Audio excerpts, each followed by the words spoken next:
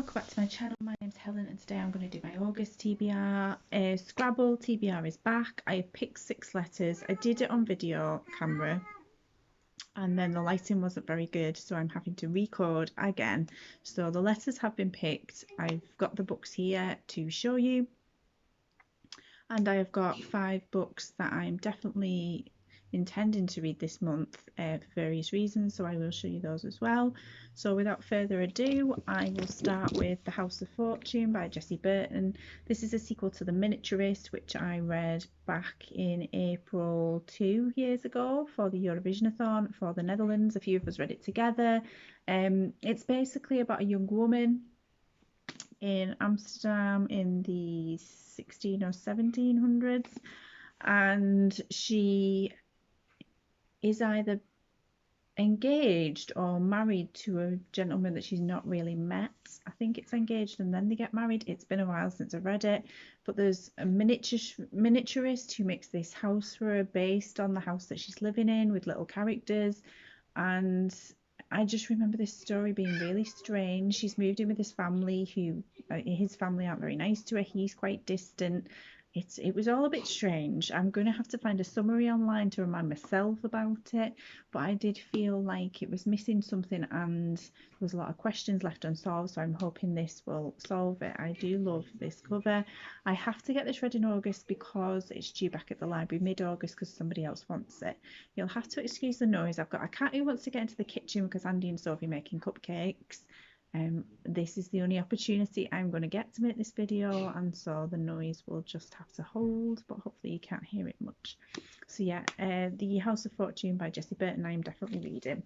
The second thing I'm reading is the Polar Bears Explorers Club by Alex Bell. Polarthon is happening this month, but there are no prompts. It's just a case of reading as much as you can. Polarthon, if you don't know, is a readathon that's run by JD Wade Reads, and normally there are different prompts that you can fulfill. However, this month the idea is just to read as much as you can, and I know Jade herself is doing, for every 100 pages that she reads, she's going to donate £1 to a polar bear charity in the Arctic. And so she suggested that, you know, it's not obligatory to donate, but she's doing it that way. She suggested that you could donate a little bit per book that you read. So I'm just going to wait till the end of the month and decide myself how much I'm going to donate. But I did like the idea, and you can read whatever you want, but I just thought this can be my token book for Polarthon, and then whatever I read besides that will add to the page count. So this is one of 3 or 4, I think. I'm quite behind. This is the first in the series, but it says, when Stella joins the polar bear explorers on an expedition to the Icelands, her eyes are open to a world of danger, adventure and snow pirates. Out in the icy wilds there are giant yetis, magical golden geese, terrifying carnivorous cabbages, and important new friendships to be made. Join the explorers on an unforgettable adventure across the ice. So I'm hoping it's a little bit Frozen-esque, not Frozen-esque. Why can't I? Like Frost Heart, that's the one. Hoping it's a bit like that. So yeah, that's one that I'm definitely going to read. Then I've got 3 that I need to read because I need to review them. So there is It Was Always You by Emma Cooper. That's a rom-com where it says, what would you do if you could change the end of your love story? So I think it's about a woman who kind of, when she's younger, has a relationship with 2 men.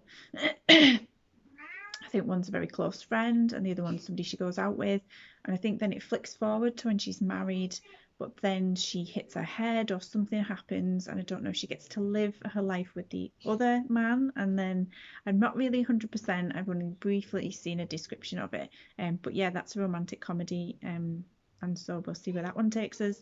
Never Gonna Happen by Heidi Stevens is listed as a hugely uplifting and totally irresistible rom-com.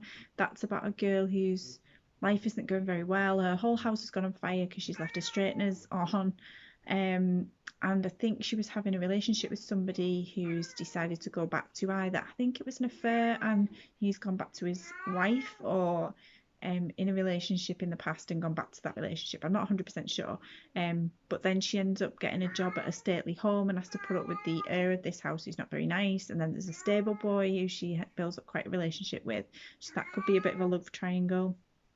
So there's that one, and then there's The Midnight House by Amanda Gade, or Gerd, which is a historical fiction, and that's about Charlotte in the 1940s. I think at the back it said that Charlotte's murdered, but she has a letter that she had to keep a secret, and then it jumps forward to 2019 with a girl called Ellie who finds this letter in a book, and her life isn't going very well, so she's using this letter, I think, as a bit of a project to kind of keep herself going. So there's that one as well. So there's those 3 that I'll definitely be reading. So there's those 5. I probably should have just picked 5 letters for Scrabble, but I didn't pick 6. So these are the ones that I'm hoping to get to. I'm trying to do better at picking books off my shelf and going through those rather than turning to the library or buying more books. I mean, the library is better, but I find that then I get distracted by all the library books I pile up, and then the ones that I've got on my shelves are going nowhere. But I've got a bit better recently. One that I'm reading at the moment is While You Were Reading by Ali Berg, and she also wrote The Book Ninja, which I really enjoyed. I just needed an easy read. This is about Beatrix Babbage, a 29-year-old dog-eater of books and accidental destroyer of weddings. After ruining her best friend's day, Bee relocates to the other side of the country in search of a fresh start, but after a few months, life is more stagnant than ever. Bee's job is dead-end, her romantic life is non-existent, and her only friends are in her books. Then Bee stumbles across a second-hand novel inscribed with notes. Besotted with the poetic inscriptions, Bee is determined to find the author and finds herself entangled in one hell of a love quadrangle. So that's what I'm reading at the moment, but again, it's one that I've had for a while, and managing to get it off my shelf is always good. So in terms of Scrabble, these are the letters that I picked off not long ago, and then the lighting was terrible, so I couldn't show you that bit. A, D, W, L, F, E. I won't do them all, I'll just pluck the first one off the top. So I've got Everything I Know About Love by Dolly Alderton. I won this in a competition ages ago and just didn't get round to it. The description for it seems to be nowhere. I believe it's a series on the television right now. I'll just have to read one of the descriptions on the back. With a new chapter on Everything I Know at 30. So the different chapters saying, I'm not sure. It says, this book we will thrust into our friend's hands that will help heal a broken heart. Alderton's wise words can resonate with women of all ages. She feels like a best friend and your older sister, all rolled into one, and her pages wrap around you like a warm hug. So I don't know if it's her life and it's things she's experienced. I'm assuming that. Or is it fictional? I don't know, but I will find out soon. Put it in the description if you know exactly whether that's fictional or non-fictional. Then we've got Freckles by Cecilia Ahern. This is one that my mum picked up and just couldn't get into it, so she passed it to me. It says 5 people, 5 chances, 1 woman's search for happiness. Allegra Bird's arms are scattered with freckles, a gift from her beloved father. But despite her nickname, Freckles has never been able to join all the dots. So when a stranger tells her that everyone is the average of the 5 people they spend the most time with, it opens up something deep inside. The trouble is, Freckles doesn't know if she has 5 people, and if not, what does that say about her? She's left her unconventional father and her friends behind for a bold new life in Dublin, but she's still an outsider. Now in a quest to understand, she must find not 1 but 5 people who shape her and who will determine her future. Told in Allegra's vivid, original voice, moving from modern Dublin to the fierce Atlantic coast, this is an unforgettable story of human connection, of friendship, and of growing into your own skin. Ooh, so when a stranger tells her everyone is the average of the 5 people they spend the most time with, I might try and think of who my 5 people are. It shouldn't be hard.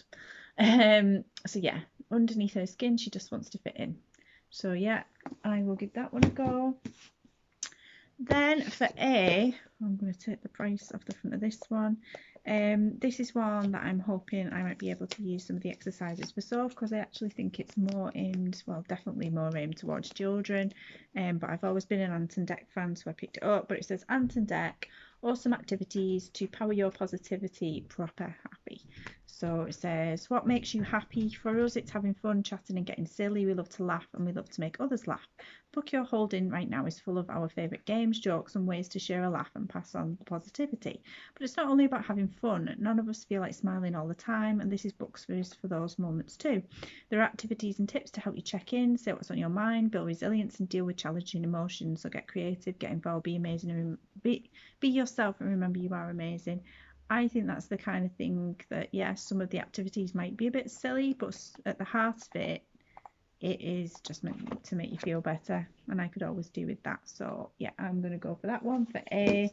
And it's a bit of light relief because for the next one I've picked a chunker that I've wanted to finish off the series of for a while. There's Winter by Marissa Meyer. This is the last book in the Lunar Chronicles. I didn't read the little novella from the middle. I was going to, and I haven't had a chance. It's been ages since I've read the last one, but that's what's been putting me off, and I need to stop.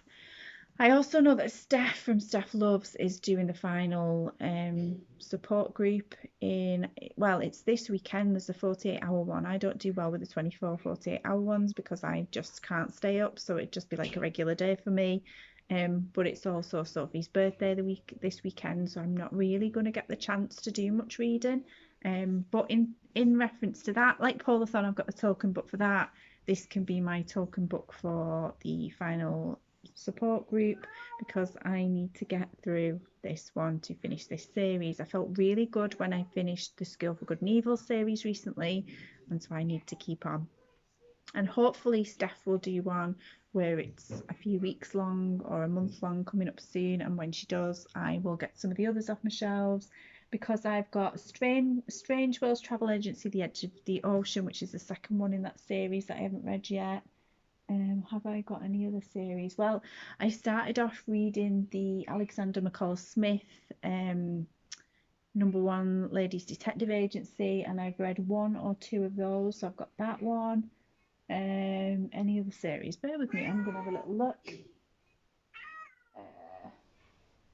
Oh, there's a Jeffrey Archer series where somebody got me the second one for my birthday. I think it was my grandma, and then I realised there was a first in the series, so I've read that one, but I've not read the second, so there's that one too. That could be it, but I have a feeling there's another one. I don't know, but I will see and hope that support group will come round, and I'll write a list of all the ones I've got to carry on with. I've read Starfell recently, the first one, and I think there's about 4 or 5 in that now, so yeah, I've got a way to go, but Winter is my way of joining in with that. Then for L, I have got Lexicon by Max Barry. This was one, if you watched my channel ages ago, when it was my first booktube anniversary, I got 10 of my booktube friends, or it might have been a few more than that, to suggest books for me. And I think I've read 3 or 4 off that list and didn't get through the others. One of them, Paperback Mo, chose Lexicon, and so I want to still carry on with that list because I'm not letting myself off the hook. I did that with my 20 books to read in 2020 or 2021 and just didn't read half of them. I'm not doing that again. So this one, I think it's a sci-fi. It says sticks and stones break bones, words kill. It could be a thriller. They recruited Emily from the streets. They said it was because she's good with words. They'll live to regret it. Will survive something he shouldn't have, but he doesn't remember it. Now they're after him and he doesn't know why. There's a word they say it shouldn't have got out, but it did, and they want it back. He said, because I work in a library, he picked a book to do with words. And so yes, I hope to get to that one. And then finally for D, I'm going with The Dinner Lady Detectives by Hannah Hendy. Murder is a dish best served ice cold. Marjorie and Clementine work on the front line serving meals to the students of Summerview Secondary School. They are enjoying a peaceful middle age together in the idyllic town of Dewstow, but their calm life is shattered when their kitchen manager is found dead. The police are adamant that it's an open and shut case of accidental death. However, Marjorie and Clementine are convinced there's something far more nefarious going on. As they investigate and inch closer to the truth, someone will stop at nothing to keep the quiet. Will the perpetrator get their just desserts before their time runs out? A delightful and quintessentially British cosy mystery. Probably similar lines to the Thursday Murder Club, which I really enjoyed. But I love the idea of these 2 dinner ladies trying to solve a murder. So these, as well as the 3 that I haven't got a copy of, are what I am reading in August or attempting to. If you have read any of these, let me know what you think. And yes, wish me luck. I will speak to you next time. Bye.